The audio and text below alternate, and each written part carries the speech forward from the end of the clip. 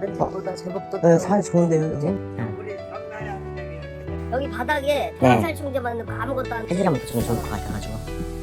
한 이틀만 참으면 있을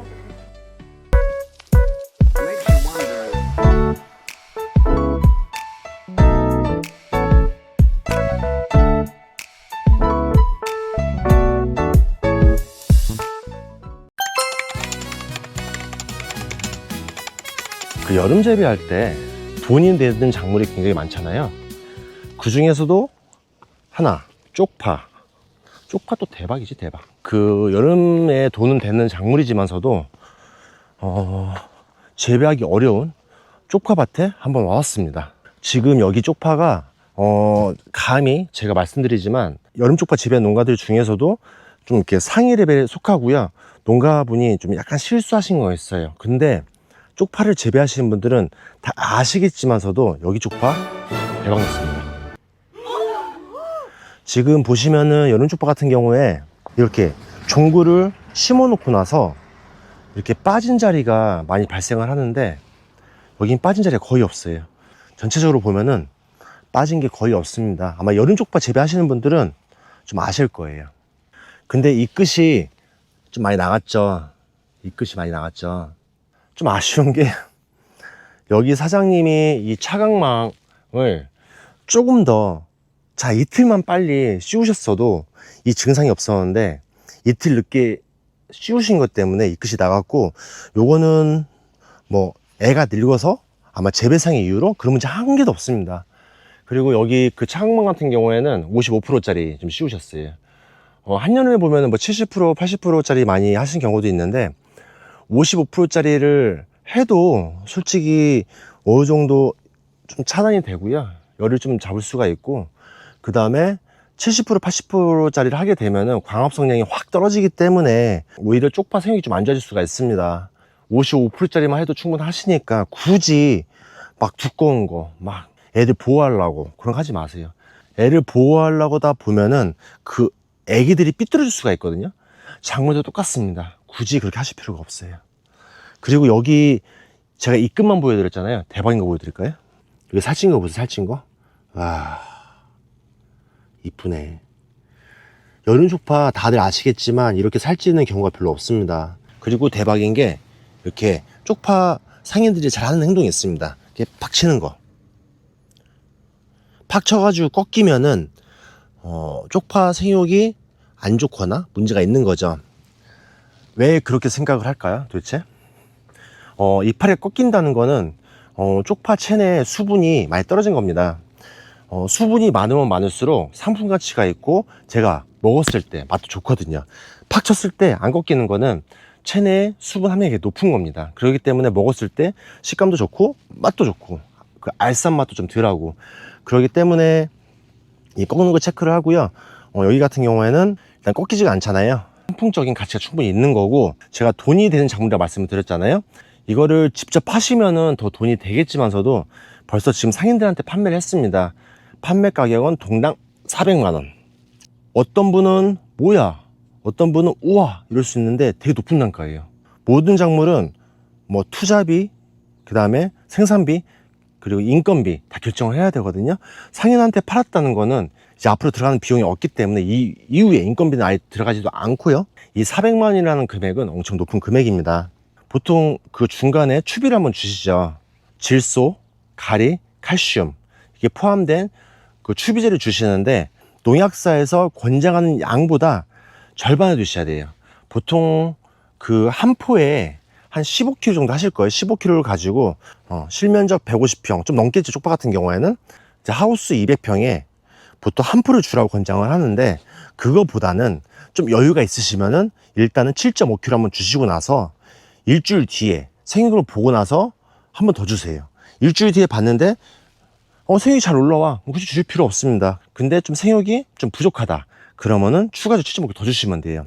뭐 다들 염류 말씀을 하시는데, 염류는 토양에서 관리가 시작되는 거지만서도 추비를 한번 잘못 쪄가지고 염류를 타는 경우도 있습니다. 그렇기 때문에 15kg짜리 한 번에 주는 것도 좀 과합니다. 뭐 거기에 들어있는 퍼센테이지 뭐 15, 0, 15 그다음에 칼슘, 뭐 마그네슘, 이 퍼센트에 따졌을 때 얼마 안 될 거라고 생각을 하지만 생각보다 그 작물한테 주는 비료량은 높으면 안 됩니다.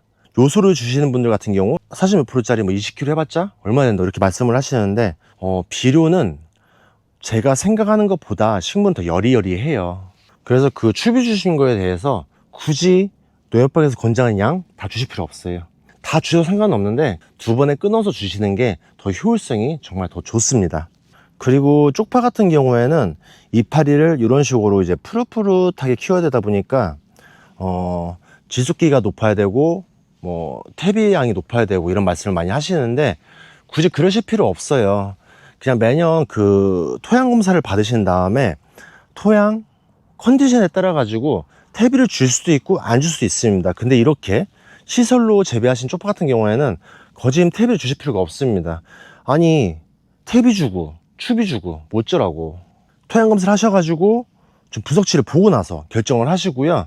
뭐 예를 들어서 토양 부석치를 봤는데 잘 이해를 못 하시겠다 하시면은 오른쪽 위에 나와 있는 번호로 연락을 주세요. 그러면은 여기는 퇴비가 들어가야 되는 밭인지 아닌지 좀 말씀을 드릴게요. 그러니까 여기 예산 같은 경우에는 논토양에서 재배를 시작하다 보니까 하우스 전반적으로 양토가 많습니다. 일단 보시게 되면은 이게 토양 만져보면 아침에 물은 주셨는데 점성이 되게 높아요. 점성이 높다는 건 뭐죠? 장점이 있고 단점이 있는데 장점 같은 경우에는 일단 점성이 높으면 높을수록 너무 점성 말고 또 너무 막 그 황토 같은 거 말고 이런 그 양질토 같은 경우에는 작물을 재배할 때 그래도 비료빨도 좋고 그 다음에 유기물함이 풍부하다 보니까 작물 생육이 용이한데 대신 제가 생각보다 과도한 비료를 주게 되면은 이 염류장애가 심합니다. 그래서 특히 쪽파 같은 경우에는 그 모든 농가분들이 인식하는 거, 쪽파는 잎을 푸릇푸릇하게 키워야 하기 때문에 비료량을 높여야 돼 이렇게 생각하시는 분이 계신데 그런 거 없습니다. 적정량의 비료, 제가 추비 말씀드렸죠. 추비도 2번 나눠 주시고 기비 처방하실 때도 미리 토양 검사를 받아보시고 나서 그 이후에 처방에 들어가세요. 막 농가분들 말씀하셔. 뭐 토양 검사 하면은 뭐 있냐 뭐 이렇게 말씀하시는데 모르면 저한테 알려주세요. 그럼 심플한데 뭐. 그래서 퇴비를 넣을 것인지 안 넣을 것인지 아니면은 지금 테스트하고 있는 염류 횟수라든지 이렇게 들어갈 것인지 이렇게 판단에 쓰겠죠. 참고로 여기는 내년에 출시될 좀 밝은제가 들어간 상황입니다. 일단 초기에 그 밝은제 같은 경우는 꼭 넣어주세요. 일반적으로 탄소, 수소, 산소를 기본적으로 베이스라고 키우는데 나머지 몇 프로 안 되는 그 밝은 효과가 있는 제품이라든지 이런 것들이 큰 효과를 줍니다. 근데 이왕 쓰시는 거 제대로 알고 쓰셔야 되죠. 지금 이렇게 올라왔을 때는 많이 늦었어요. 효과를 보기에는. 제일 좋은 시기는 작물이 최대한 어리고 뿌리가 내리기 시작할 때 그때 밝은제가 처음에 들어가야 되고요. 그건 상관없어요. 적게 나온다는데. 여기서 유튜브가 여기 있다. 여기서 하우TV. 네, 맞습니다. 이겁니다. 네, 구독 제가 잘 부탁드릴게요. 이게 농장도도 임대해 주시고 감사합니다. 여기 그 사모님께서 이렇게 잘 키운 쪽파 상인 렌트도 팔면 이제 좀 비싸잖아요, 솔직히. 그러니까 이제 직거래도 하신다고 하시니까 필요하신 분들은 우측 상대 라인에 연락을 주시면은 제가 좀 이렇게 공유를 같이 시켜드릴게요. 이렇게 잘 키운 쪽파 이왕이면은 소비자도 좀 싸게 먹으면 좋지, 안 그래? 쪽파한테는 여름 쪽파에 이제 끝물 수도 있거든요. 근데 보통 그 칼슘제를 이걸 다 큰 다음에 주신 분들이 계세요. 근데 그러시면 안 되고요. 한 쪽파가 한 10cm 정도 자랐을 때부터는 주기적으로 칼슘제 주셔야 됩니다. 예산에서 같은 경우에는 이렇게 많이 응용을 하시는데 일반적으로 타 지역 같은 경우에는 그 겨울 어떻게 받는지 모르겠는데 다 어느 정도 키운 다음에 칼슘제 주래. 그게 아니고 한 10cm 정도 컸을 때 칼슘제를 좀 주셔야 되고요.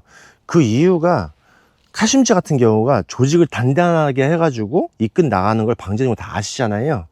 근데 그 기본 원리를 아셔야 됩니다.